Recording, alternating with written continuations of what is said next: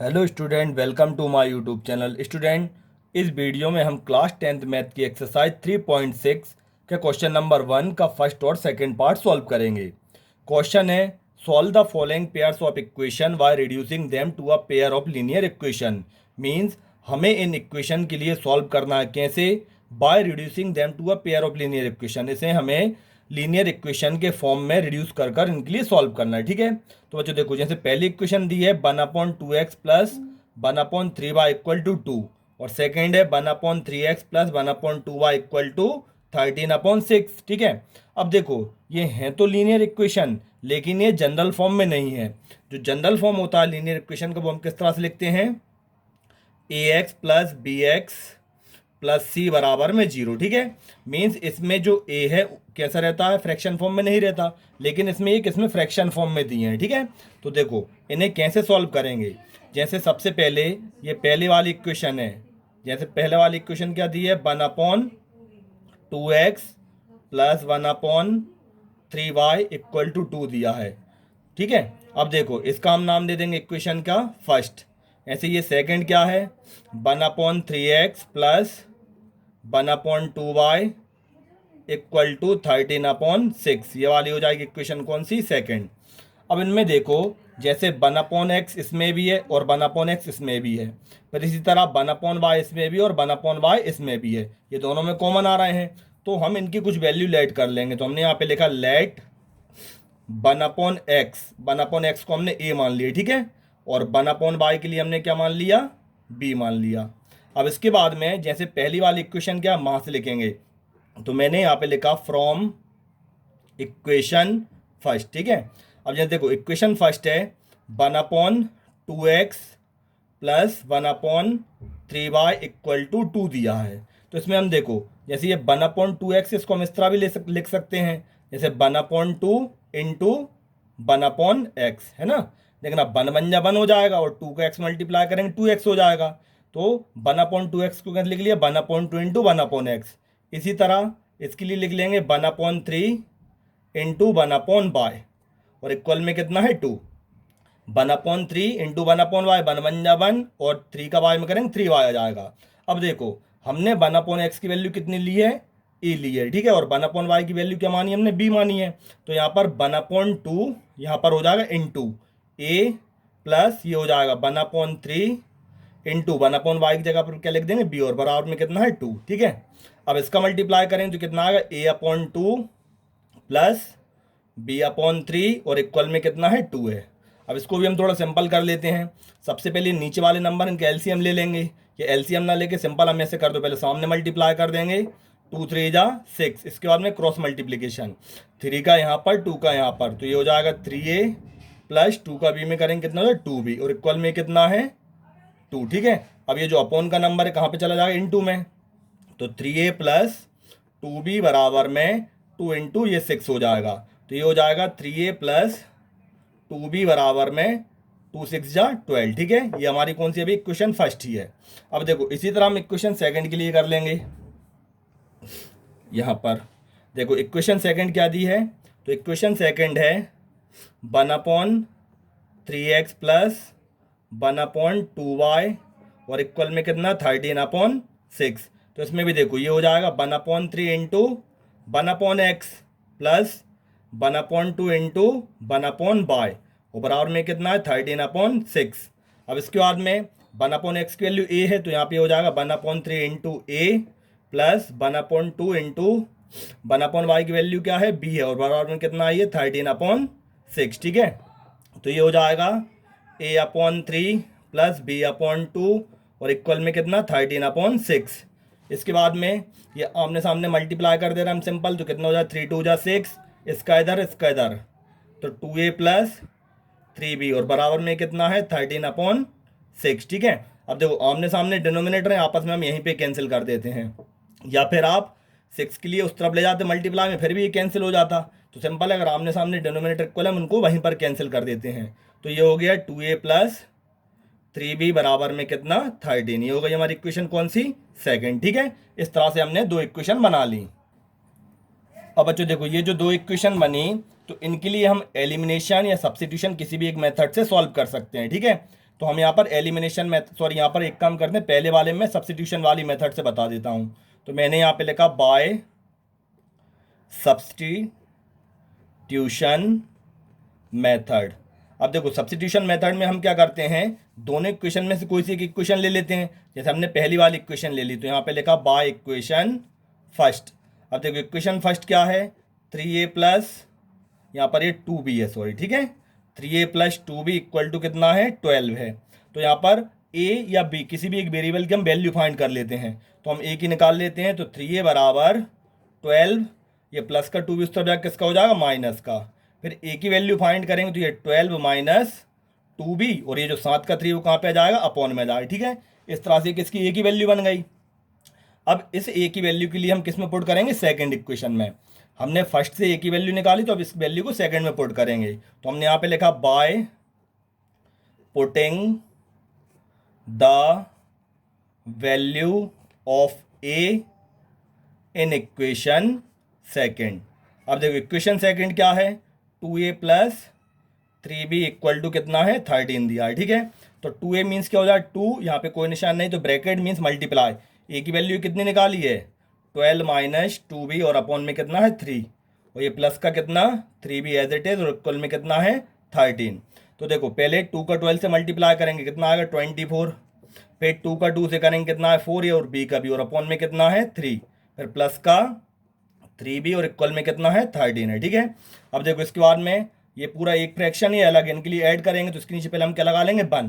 तो पहले सामने सामने मल्टीप्लाई, 3 बन जा 3, 1 का अगर इस पूरे में करेंगे तो कितना ही आएगा, 24 माइनस 4b, प्लस ये 3 का 3 से करेंगे तो कितना है, 3 3 जा 9b, ठीक है। ये पूरे एक फ्रैक्शन बन गया, और इक्वल में कितना है 13।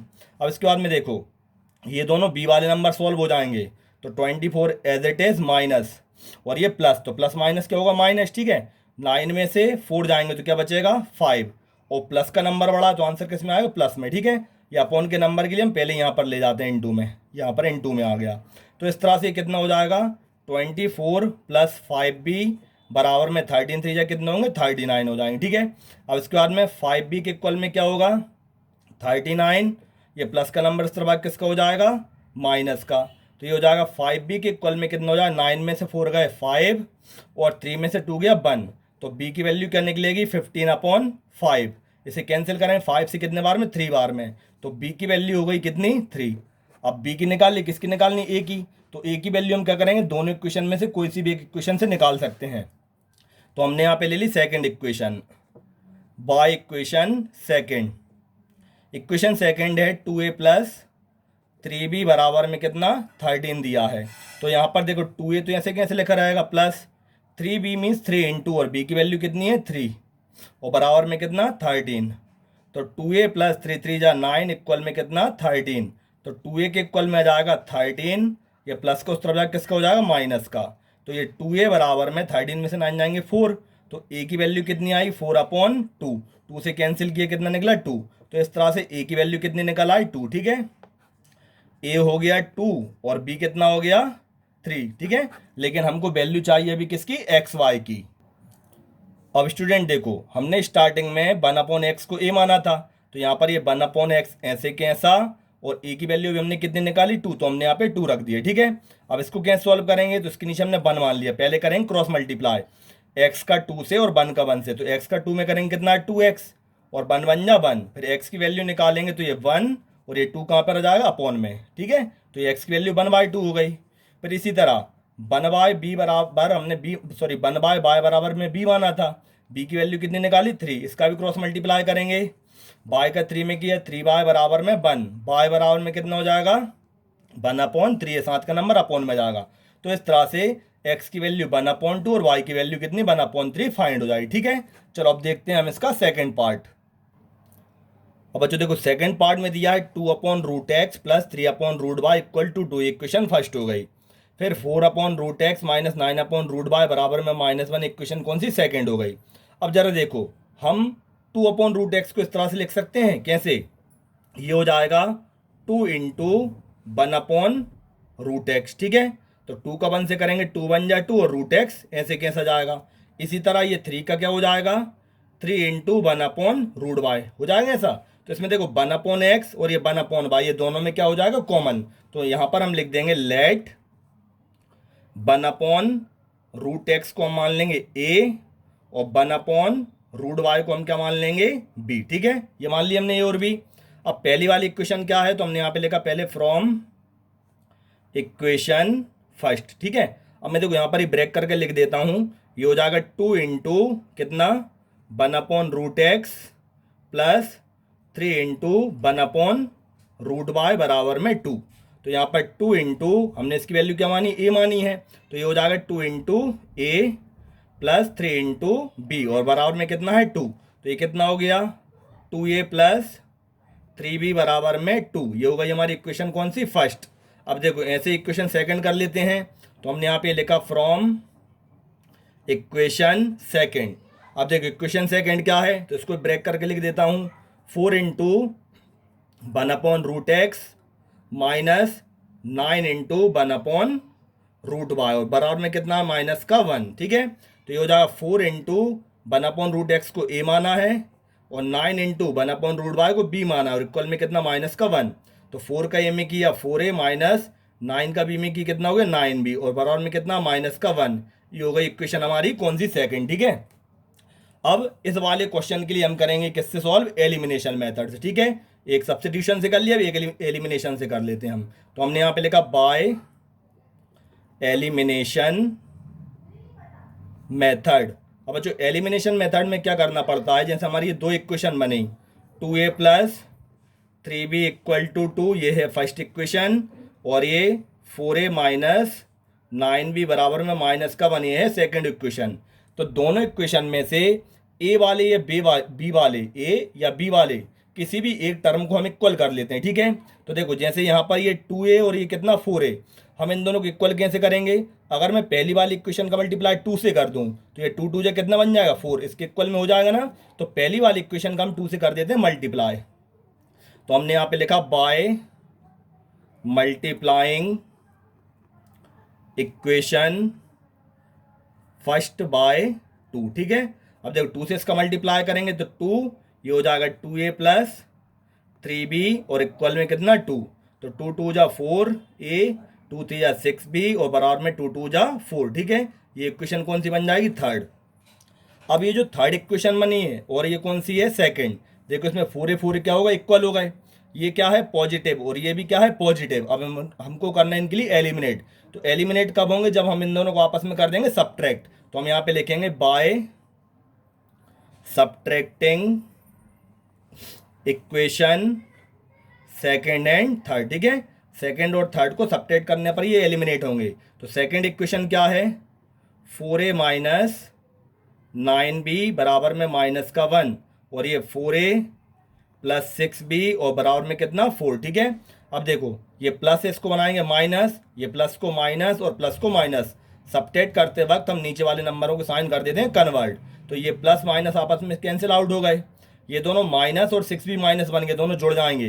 तो 9 और 6 कितने होते हैं 15। ठीक है, और b का भी, और साइन किसका आएगा, माइनस का, क्योंकि दोनों माइनस में है। इसी तरह ये माइनस माइनस ऐड हो जाएंगे, साइन माइनस का आएगा, 4 और 1 5। फिर यहाँ पर माइनस से माइनस कैंसिल आउट हो जाएगा, तो b की वैल्यू क्या होगी 5, और ये 15 कहाँ पे चला जाएगा, अपॉन में 5 बन जा 5, 5 3 जा 15। तो इस तरह से ये जो b की वैल्यू है वो कितनी निकल आई, 1/3। ठीक है, अब b की वैल्यू निकल आई, अभी हमको किसकी चाहिए, a की वैल्यू।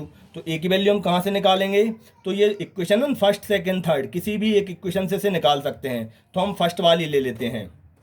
तो देखो फर्स्ट वाली इक्वेशन है 2a प्लस 3b बराबर में 2। ठीक है, तो यहाँ पर 2a का 2a plus 3b means 3 into 1/3। b की वैल्यू अभी फाइंड की हमने, और इक्वल में कितना है 2। तो देखो मल्टीप्लाई में 3 से 3 कैंसिल, ये कितना हो गया, तो 2a प्लस 1 बराबर में कितना 2। ठीक है, तो अब ये 2 ऐसे कैसा, ये प्लस का 1 उस तरफ जाकर किसका हो जाएगा, माइनस का। तो 2a बराबर में 2 में से बन गया 1, a की वैल्यू निकालेंगे 1, और 7 का नंबर कहाँ पे जाएगा, अपॉन में। ठीक है, तो देखो इस तरह से a और b दोनों की वैल्यू हो गई। a की वैल्यू कितनी हो गई 1/2, और b की वैल्यू कितनी हो गई 1/3। लेकिन हमको वैल्यू किसकी चाहिए, x और y की। ठीक है, चलो तो अब x और y की वैल्यू भी निकाल देते हैं। अब अच्छा देखो स्टार्टिंग में हमने 1/√x को क्या माना था, a माना था। ठीक है, तो यहाँ पर 1/√x ऐसे कैसा, और ए की वैल्यू कितनी निकली है, ए की वैल्यू है 1/2, इतना कर दिया। अब इनका हम करेंगे क्रॉस मल्टीप्लाई, रूट एक्स का 1 में करेंगे तो कितना आएगा रूट एक्स, और 2 1 जा कितना हो जाए 2, ठीक है। अब x की वैल्यू कैसे फाइंड होगी, देखो बच्चों ये जो रूट हटेगी ना, तो अगर रूट हटती है तो इस तरफ जाकर इस पे चढ़ जाता है स्क्वायर, ठीक है। अगर स्क्वायर हटता है तो रूट चढ़ती है, लेकिन रूट हटती है ना तो इस तरफ जाके हो जाता है स्क्वायर। तो x की वैल्यू 2 का स्क्वायर कितना हो जाएगा, 2 2 जा 4, ये x की वैल्यू फाइंड आउट हो गई, ठीक है। अब 1/बाय को हमने 1/√y को b माना था, तो 1/√y ऐसे कैसा होगा, और b की वैल्यू कितनी निकली है 1/3, ठीक है। तो देखो इसका भी क्रॉस मल्टीप्लाई करेंगे तो रूट वाई के इक्वल में कितना आ जाएगा 3। अब रूट वाई तो ये निकल आया, वाई की वैल्यू निकालनी है, तो अभी मैंने क्या बताया कि जो रूट हटेगी ना तो इस पर क्या चढ़ जाएगा, इस तरफ जाकर स्क्वायर। तो इस तरह से बाई की वैल्यू 3 का स्क्वायर कितना होता है 9, ठीक है। तो एक्स और वाई दोनों की वैल्यू हो गई, एक्स की वैल्यू 4 और वाई की वैल्यू 9, ठीक है। तो बच्चों इस तरह से हमें ये क्वेश्चन सॉल्व करना है, ठीक है। तो स्टूडेंट अगर आपके लिए वीडियो पसंद आई हो तो इसे लाइक करना, शेयर करना और मेरे चैनल के लिए सब्सक्राइब जरूर करना। Thank you.